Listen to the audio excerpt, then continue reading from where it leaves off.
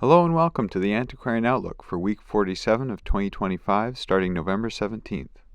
I'm Spencer W. Stuart, Collections Advisor, author of Contemporary Issues and Rare Books and Manuscript Collecting, and host of the monthly webinar Collecting Insights.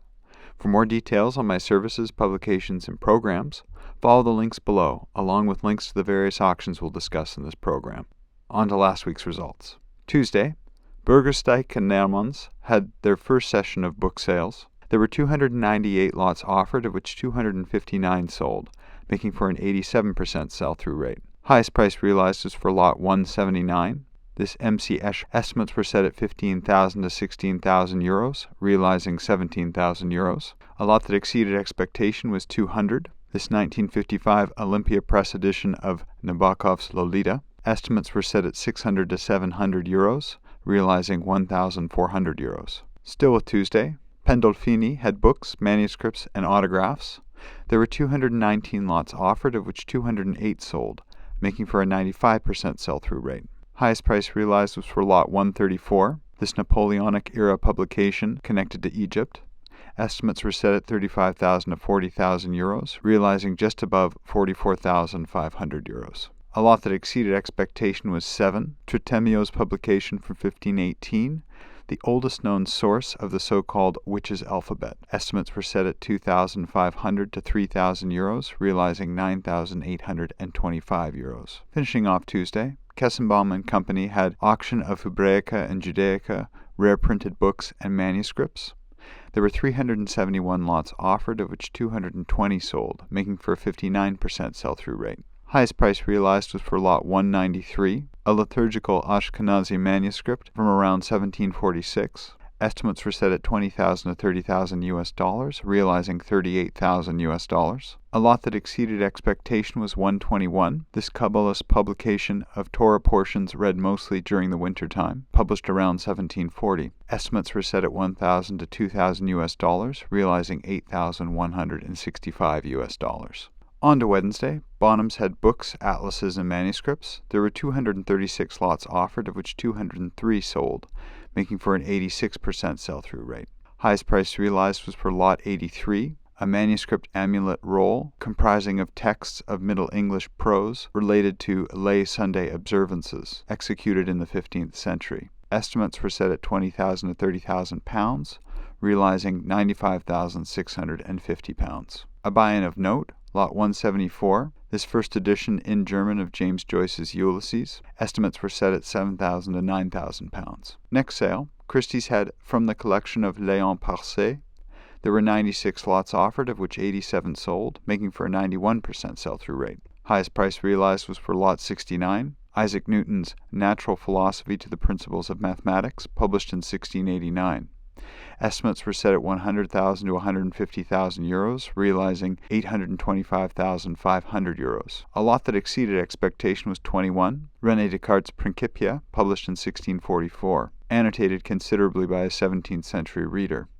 Estimates were set at 5,000 to 7,000 euros, realizing 120,650 euros. Next sale, PIASA had photographs and editions. There were 138 lots offered, of which 106 sold, making for a 77% sell-through rate. Highest price realized was for lot 27, a vintage silver print done by Berndt and Hillebrecher in 1963. Estimates were set at 10,000 to 15,000 euros, realizing 23,616 euros. Next sale, University Archives had rare autographs, manuscripts, and books. There were 497 lots offered, of which 485 sold, making for a 97.5% sell-through rate. Highest price realized was for lot 455, an autographed manuscript done by Isaac Newton, expressing admiration for Judaism and moral continuity with Christianity, done between the 1690s through the 1710s. Estimates were set at 30,000 to 40,000 US dollars, realizing 70,000 US dollars. Two buy-ins of note that were somewhat related, lot 447 and 448, both autographed manuscripts by Albert Einstein, pertaining to his general theory of relativity. Both had estimates set at 20,000 to 30,000 US dollars. A lot that exceeded expectation was 397, 3 autograph letters signed by British diplomat George Macartney pertaining to the Tipu Sultan as well as the Treaty of Mangalore from around 1784 to 1795. Estimates were set at $400 to $500, realizing $8,500. Next sale. PAI had The Colorful Revolution, a poster sale. There were 227 lots offered, of which 109 sold, making for a 48% sell-through rate. Highest price realized was for lot 142, Cappiello's poster from 1922 for Americano Picardi. Estimates were set at $30,000 to $40,000, realizing $50,800. A buy-in of note, lot 193, a signed and numbered vintage poster by Toulouse-Lautrec from 1895. Estimates were set at $50,000 to $60,000.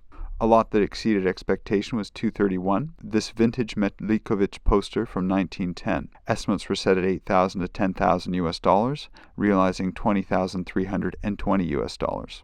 Finishing off Wednesday, Tessier et Sarrou had an online sale, movie posters. There were 599 lots offered, of which 441 sold, making for a 74% sell-through rate. Highest price realized was for lot 455, this 1966 poster for La Peur. Highest bidder was €350. Thursday, Forum Auctions had fine books, manuscripts, and works on paper. There were 267 lots offered, of which 215 sold, making for an 80.5% sell-through rate. Highest price realized was for lot 197, a collection of medals and certificates connected to the scientific accomplishments of Sidney Brenner. Estimates were set at £2,000 to £3,000, realizing £30,000.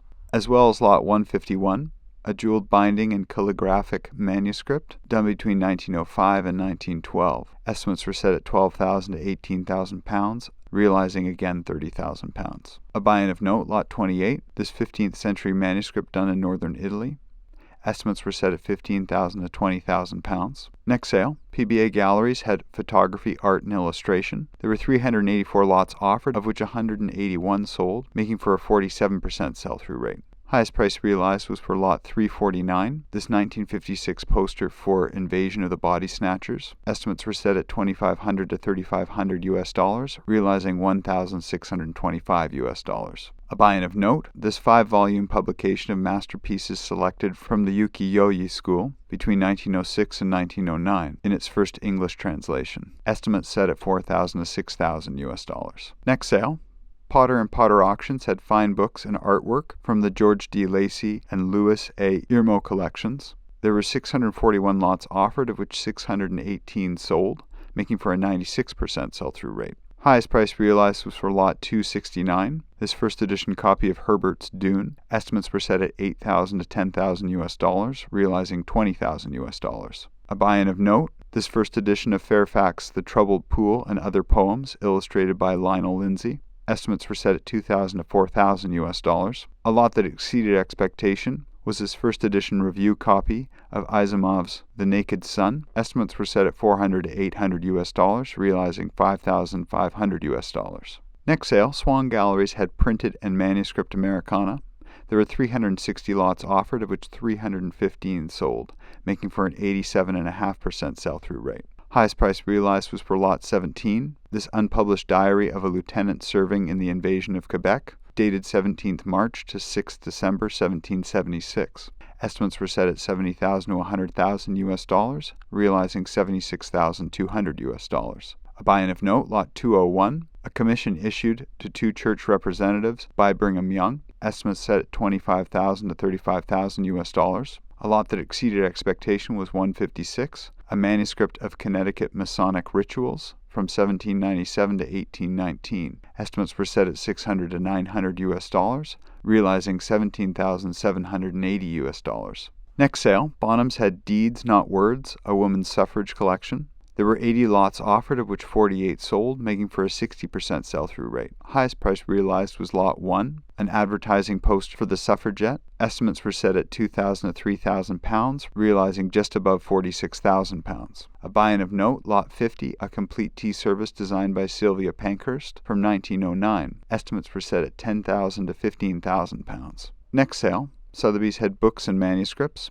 There were 95 lots offered, of which 44 sold, making for a 46% sell-through rate. Highest price realized was for lot 73, a signed autograph letter by Franz Kafka to Max Brod, dated July 10, 1912. Estimates were set at 12,000 to 16,000 euros, realizing 57,150 euros. A buy-in of note, the first Cuban book related to sugar production, published in 1797. Estimates were set at 15,000 to 20,000 euros. A lot that exceeded expectation was 96. This undated sketch, done by the author of Le Petit Prince. Estimates were set at 3,000 to 4,000 euros, realizing 40,640 euros. Finishing off Thursday, Sotheby's had the Library of Jean-Paul Morin. There were 160 lots offered, of which 131 sold, making for an 82% sell-through rate. Highest price realized was for lot 199. This map of the Atlantic coast of South America, attributed to Portelane, between 1570 and 1591. Estimates were set at 15,000 to 20,000 euros, realizing just above 33,000 euros.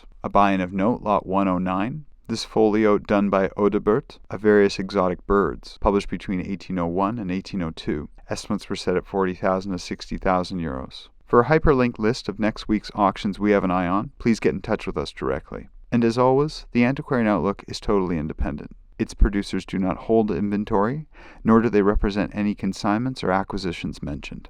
In the news, space remains open at all 3 portions of the Collecting Insights webinar program for the January intake: Emerging, Expanding, and Legacy. As always, registrants will receive a complimentary copy of Contemporary Issues and Rare Books and Manuscript Collecting. So follow the links below and see which sessions may be relevant to you. And if you have any questions, please get in touch with us directly. Well, that's been the week from here. Let us know what you thought of last week in the comments below. Remember, if you want to stay up to date, be sure to like this video, subscribe to the YouTube channel, turn on your notifications, and let others know about this program. Thanks again for tuning in. All for now, and see you next week.